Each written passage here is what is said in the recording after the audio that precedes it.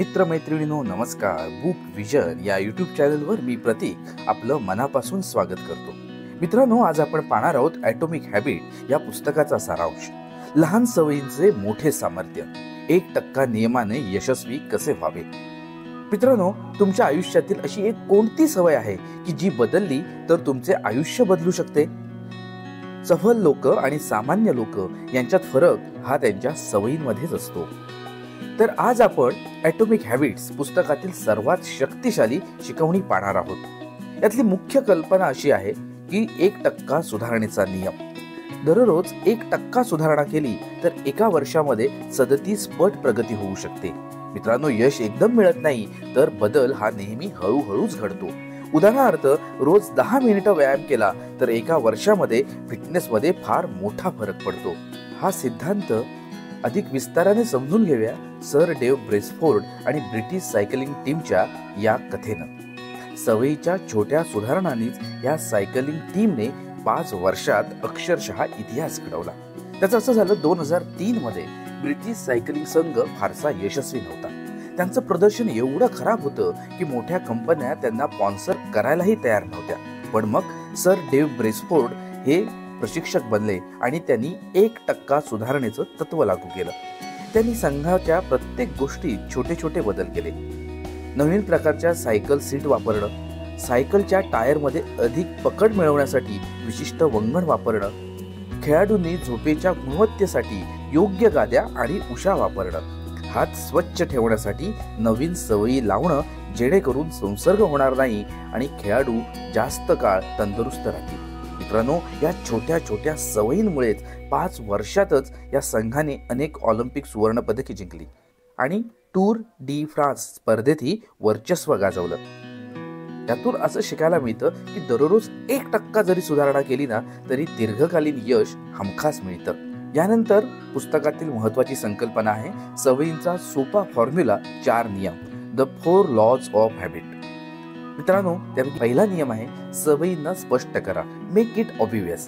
उदाहरणार्थ, तुमच्या टेबलावर फळे ठेवा म्हणजे तुम्ही चांगले खाल. दुसरा नियम आहे सवयींना आकर्षक बनवा, मेक इट अट्रॅक्टिव्ह. ज्या गोष्टी आवडतात त्याच्याची सवय जोडा. 3 सवयींना सोपे बनवा, मेक इट इझी. मोठं टार्गेट न ठेवता लहान लहान पावलं घ्या.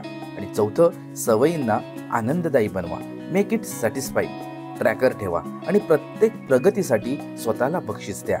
यातील सवयींना स्पष्ट करा हे तत्व वापरून या पुस्तकाचा लेखक जेम्स क्लिअर याने अपघातानंतर त्याचं विस्कटलेलं जीवन या सवयींमुळेच पुन्हा उभारलं. ॲटॉमिक हॅबिटचे लेखक जेम्स क्लिअर यांना शालेय जीवनात एक मोठा अपघात झाला होता.